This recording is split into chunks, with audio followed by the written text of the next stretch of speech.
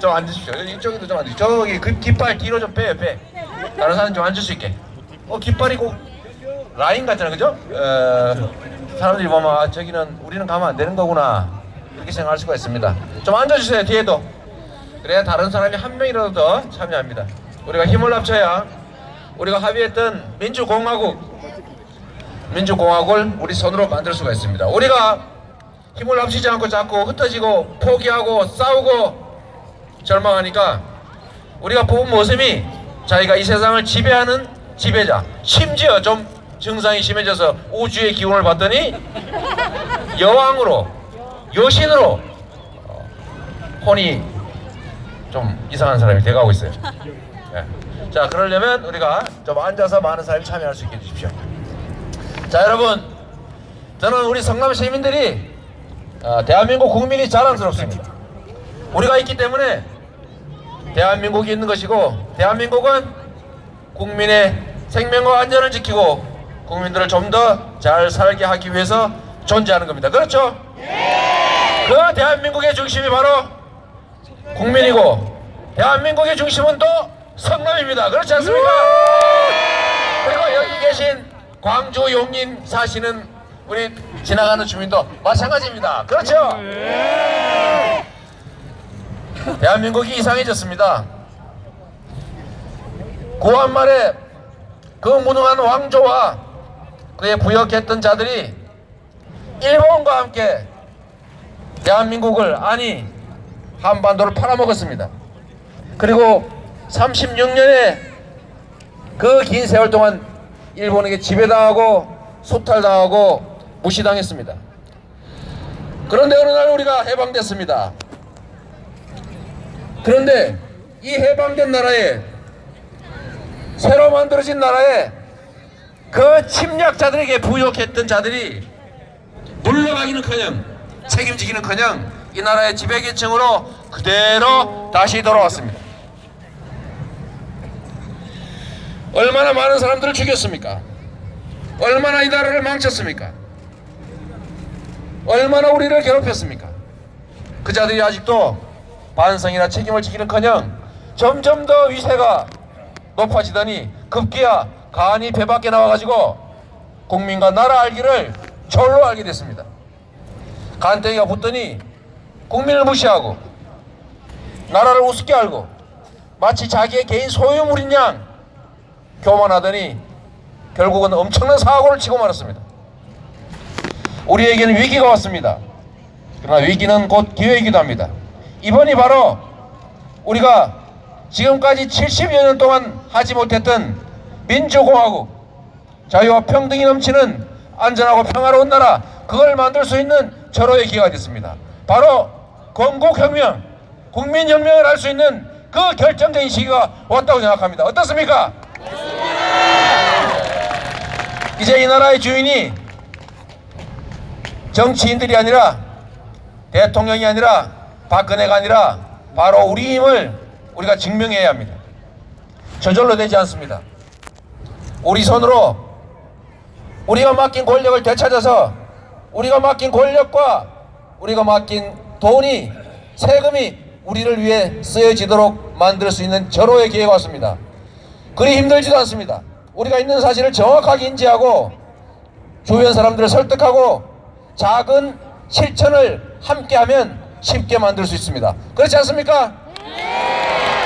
우리가 100만이 광화문에 모였다고 놀라워합니다. 50분의 1이 겨우 모인 겁니다. 2%가 행동했습니다. 이제 2%가 아니라 3%, 4%, 5%가 행동에 나설 겁니다. 다른 사람들이 더 많이 참여할 수 있도록 여기 계신 한 분 한 분이 민들의 홀씨처럼 온 동네에 날아가서 많은 사람들을 함께 행동할 수 있도록 만들어 주시겠습니까? 예! 지금 박근혜 대통령이 갑자기 하야하면 어떡하나 이런 걱정하는 사람들이 있습니다. 그리고 저는 좀 하야 이런 소리 안 했으면 좋겠어요. 뭐 대단한 사람이라고 하야합니까? 퇴진! 퇴진하라! 하야 말고 퇴진하라! 바로 이렇게 가야죠. 그가 위대한 특별한 존재입니까? 우리가 월급 주고 고용한 사람에 불과합니다. 제가 여러분한테 고용된 모습인 것처럼 다른 방 하나도 없어요. 일의 종류가 약간 다른 것 외에는. 그는 우리가 고용한 모습입니다. 우리를 위해서 무한 봉사해야 될 의무가 있는 사람입니다. 그런데 자기를 지배자로 착각하고 있기 때문입니다. 하야가 아니라 퇴진시켜야 됩니다.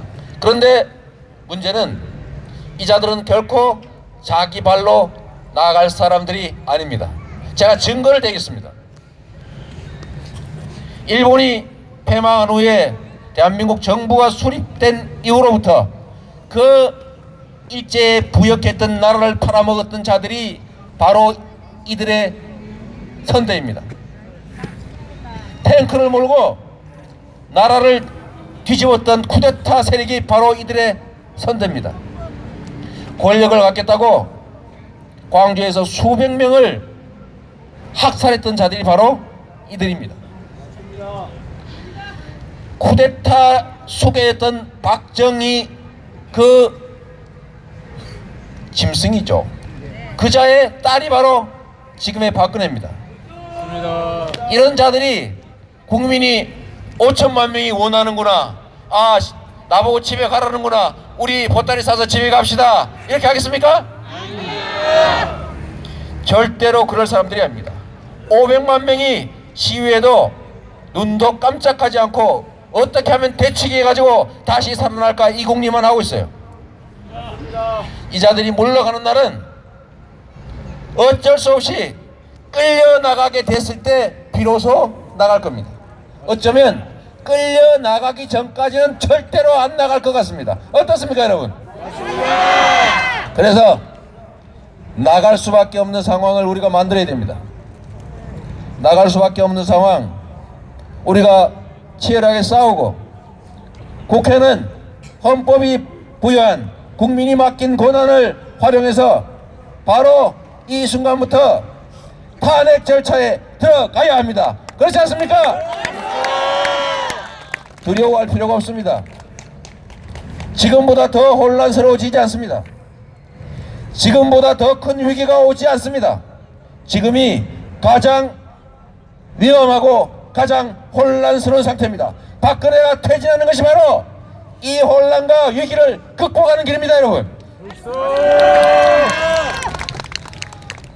박근혜가 제가 대통령이라고 하고 싶지 않아요. 제 마음엔 이미 대통령이 아닙니다.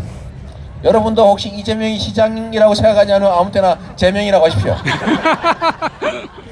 웃으면 그래도 됩니다. 박근혜는 이미 국민으로부터 해임당했습니다. 마음속으로부터 이미 해임당했기 때문에 지금 현재 대통령이 아닙니다. 그냥 청와대에 앉아있는 사람일 뿐이죠. 제자리를 찾아줍시다. 제자리로 되돌아갈 수 있게. 그리고 청와대 문을 나서는 바로 그 순간에 아까 우리 조지훈 변호사가 얘기했던 그 수없이 많은 엄청난 제목으로 바로 감옥으로 보냅시다. 대한민국은 국민이 주인인 나라이고 평등한 나라입니다. 대통령이라고 해서 온갖 중범죄를 저지르고도 책임지지 않고 빠져나갈 수 있는 나라가 아닙니다. 대통령도 똑같은 국민이고 죄를 지면 처벌받는다, 나쁜 짓 하면 혼난다는 사실을 우리가 가르쳐야 합니다. 그렇지 않습니까? 우리 치키치키 차카차카 초코초코초 그거 들어보셨죠? 거기 보면 나옵니다. 나쁜 짓을 하면은 어떻게 되죠? 혼이 납니다. 선물을 안 주는 정도가 아니고 그에 상응하는 책임을 묻게 되죠. 대한민국의 정의를 바로 세울 때가 됐습니다. 우리가 가진 제일 심각한 문제가 뭡니까? 바로 불공평함입니다. 누구는 태어날 때부터 재벌이에요. 누구는 태어나자마자 미래가 보장되어 있습니다.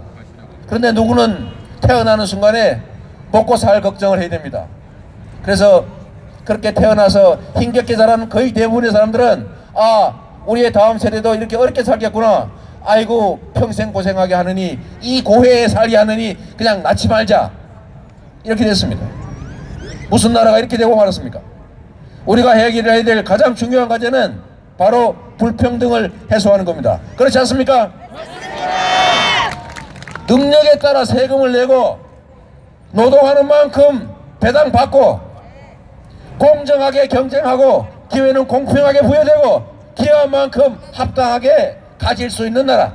그래서 나도 열심히 일하면 나도 이런 기회가 있구나, 나도 뭔가를 이룰 수 있구나, 우리 자식들한테도 이런 기회가 생기겠구나 믿어지는 사회가 돼야 되지 않습니까?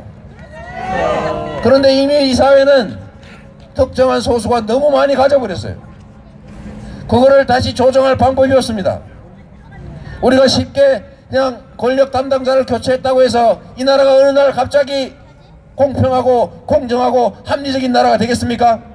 죄 지은 자들이 죄 지은 만큼 처벌받고 기여하고 노력하는 사람들이 그만큼 대우받는 나라가 되겠습니까? 그렇지 않습니다. 이거는 싸워야 비로소 할 수 있는 일입니다. 목숨을 걸고 치열하게 싸워서 그 부당하게 가진 그 기득권자들을 제압하고 공정하고 투명하고 합리적인 나라를 우리 손으로 꼭 만들어야 합니다. 이번이 바로 그 기회입니다, 여러분. 박근혜를 퇴진시키는 것은 그 출발일 뿐입니다. 그 출발뿐만 아니라 우리가 온 힘을 다해 싸워서 우리가 대한민국 정부를 수립할 때 합의했던 공정한 나라, 기회가 공평한 나라, 합리적인 나라, 뿌린 대로 거두는 나라, 그런 나라 여러분과 함께 저도 열심히 만들어 가겠습니다. 싸웁시다. 감사합니다. 네, 우리 시장님의 아주